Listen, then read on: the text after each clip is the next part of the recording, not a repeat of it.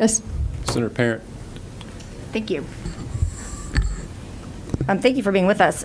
We heard from the Secretary of State's office earlier, just a couple hours ago, that they've investigated this repeatedly, that they had a monitor on site the entire time. And frankly, this has been debunked for weeks by our Secretary of State's office. I doubt he's seen the video. Evidence?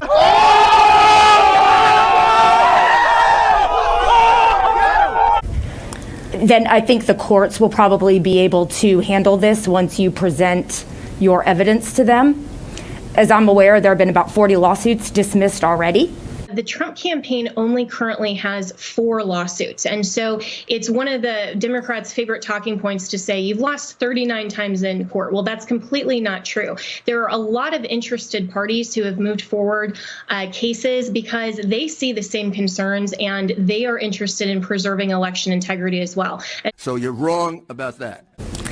And according to the law of the state of Georgia, we do not have the power to submit alternate electors. The provision in the law is quite clear at 21-501F. Is there a question? Senator, we'll ask questions. We'll have a time for statements at the conclusion. If we My question is, since this has been debunked repeatedly, what evidence can you give to us that counters what our elections officials have presented us with only an hour ago? You just saw it. Your officials need to watch the video.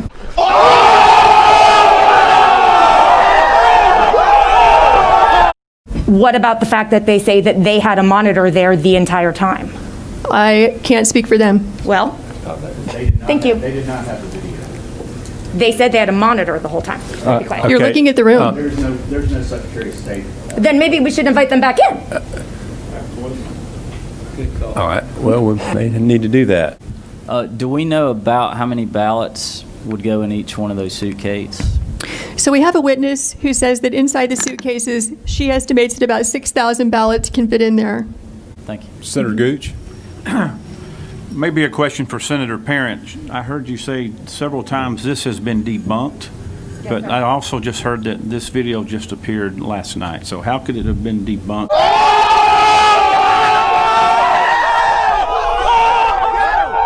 My response, not being an expert, is that these very allegations came up right away after the election, almost a month ago, and have been repeatedly discussed by the Secretary of State's office, including everything that we're seeing here. But is this And not there have been explanations for all of it. Is this not the first time this video has been shown? I believe that this is the first time this video has been seen. And It is. And That's the news correct. media hasn't seen this video or have not? They have put it not. out? They have not. Because put I've it out. been in contact with counsel for the State Farm Arena, and Will be today. Okay. Are there any other questions? Okay, Senator Parent, one more question. Did you mention that Chairman Pitts was there, or you spoke to him about being there during this episode? I was not there. This is a witness affidavit that says he was there. Okay, because- Almost up until, he was one of the last people to leave. Not as late as the witnesses that we have, but he was there. So he just told us he wasn't there just an hour ago. Okay. Well, I don't know. Yeah. One of the witness affidavits says he's there. Well, okay. So we heard from... Senator Brass? Can I ask one more? No, ma'am. We need to move on. We have a lot of questions.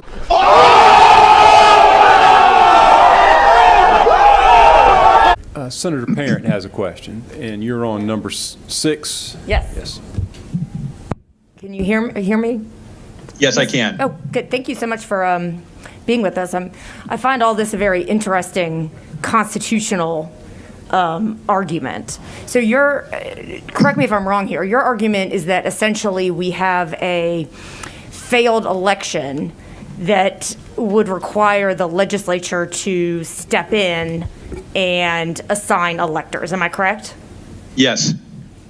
And what do you say in terms of proving that there's a failed election? What do you say to what's been laid out by our Secretary of State, Governor, Attorney General Barr, and the courts, because right now there have not been, as far as I'm aware, proof of the number of ballots that would be required to have been problematic to switch the election and call it a failed election. I don't know where the evidence is. What do you say to that? Well, there are two issues here. There's one, the extent of the fraud in the casting of ballots, and the other, which is undisputed, the failure to comply with the statutory scheme that this legislature had sent out. You can say that there's no fraud whatsoever, but if the statutory scheme is not followed, the manner of choosing electors set out by this legislature, which has the sole authority to decide what that manner is not violated. It has been violated. Okay. And therefore, the election is invalid, even without any evidence of fraud. Well, can I ask you, what is the statutory scheme that, in your opinion, was not followed? Well, I recited several of the provisions of the state statutes that were not complied with in my testimony. I don't have your testimony, sir. I apologize.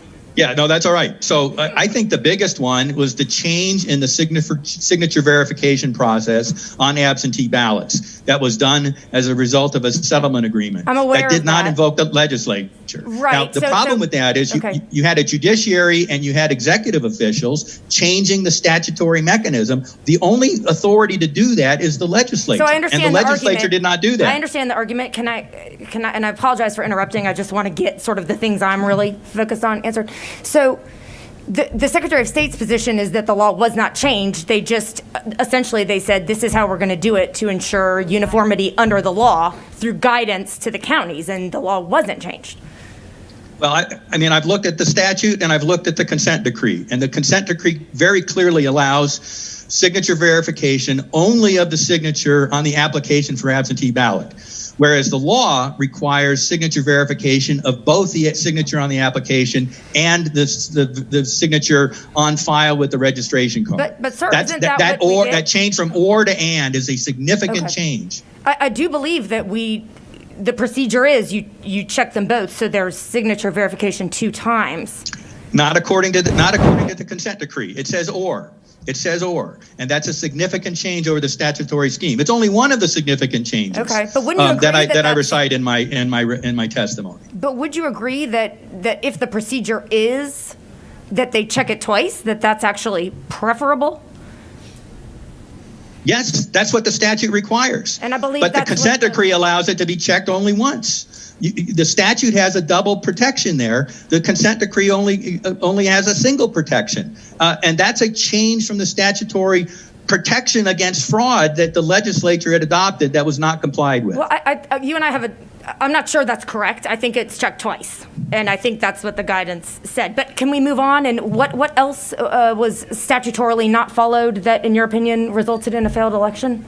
Section 21-2-216 on registration of underage voters. They're allowed to do that up to 6 months before they turn 18, if they will be 18 by the time of the election. That was not complied with. People were allowed to register to vote more than a year ahead of their 18th birthday. That looks like more than 66,000 people were illegally allowed to register and vote in violation of that statutory scheme. Felons were allowed to vote in violation of the statutory scheme. The failure to check voter identity was, requirements of state statutes were violated. Those violations of the state statute. And let me give a comparison. In North Carolina in 2018, in the congressional district number 9 there, somebody violated state statutes by doing ballot harvesting that was not allowed under Florida law. Nobody demonstrated or proved that any of those harvested ballots had been illegally cast by people who weren't proper voters. Mm-hmm. Nevertheless, the violation of the state law was enough for the state election board to order a re-election as a result. I think the same thing has gone here with these violations of the state statutes. And if I may very briefly wrap it up. Yeah, thank you, Mr. Chairman.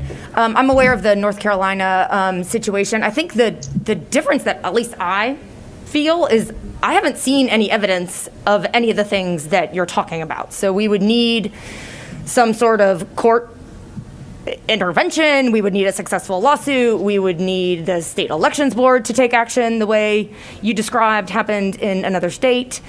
And right now what we have is in our law, 21-2501F, where the legislature has decreed that the candidate receiving the most votes is who the electors will represent. That's what we have in our law. Well, with all due respect, the candidate receiving the most votes in an election conducted in according with all the other provisions of your state election law. When that was not done, you don't have a valid election. And this is exactly what happened in Florida when the state Supreme Court started ordering things on recounts that were contrary to state law. The Florida legislature didn't wait for a determination of a court to say our state law was violated. They made that determination themselves and passed resolution to protect their electoral votes. I mean, and it is their sole authority under Article 2 of the Constitution to do that. So there's a lot of fraud that even the Attorney General of the United States has not found? I'm confused. I'm sorry. And Well, that's it. you went back to the very first point you made. There doesn't have to be evidence of fraud, although I think there's rampant evidence of fraud, as you've been hearing all day today. The mere violation of your state statutes is sufficient for this to be an invalid election and to return the power to determine the manner of choosing electors to this body. Senator Jones? Dr. Eason, it's Burt Jones, Jackson, Georgia. Appreciate you being here today. And I appreciate you educating the members of the committee here on constitutional law, which I'm sure most of us needed to hear. Yes, sir. Yes, sir. Yes, sir. Colonel, when you see those ballots being taken out from under the desk, aren't there 96,600 ballots that were voted, but for which there's no return? Could they possibly be those ballots? There is a possibility. Could that be a reasonable explanation for these unexplained ballots? It could be one explanation, yes, sir. The machine vote is highly suspect. I think if I recall correctly, the timeline, the upload of votes. Yes, I was going to ask you that. 03:36 in the morning, of the 4th. Georgia had the largest single ballot upload, and it was from multiple centers, but it was a 200,000 ballot upload. Mr. Chair, I just have one really quick follow-up. One just real quick. One, but I have other senators that have questions. I know, but one of the issues with respect to Mr. Ramsland that I want to, is that there was an indication that, are you aware of the fact that in the system, in our voting system, that when you vote early, it indicates that you have cast an absentee ballot? So, for example, it will say absentee ballot requested, let's say October 6th, and then it'll say received October 6th, but it says absentee. Are you aware of that? That would be a question for Mr. Ramsland, I'm sorry. Okay, and so could that explain some of these purported votes that he was talking about in terms of they were absentees the day, they were received the day of and then voted the same day? Or so requested if and they're then voted? in Georgia, if there's a difference in absentee ballots versus mail-in ballots, that would be a question for your election officials. Senator Harper, did you have a question? Mr. Chairman, What number is it? Thank you, Mr. Chairman. I just wanted to just a point of clarification to Senator Jordan's point about absentee ballots. I just pulled up I voted early and in person, and I think we do, although it says absentee, it specifically says absentee early in-person voting is the way it is specifically listed. And if you go to the Secretary of State's website, it also separates those absentee by mail, absentee by advance, or advance in-person voting. I just wanted to make sure that there was a clarification that there is a distinction in our system of by mail absentee, early in-person voting by absentee. Thank you, Senator Harper. So, would you consider it to be a very insecure machine that can be accessed very easily?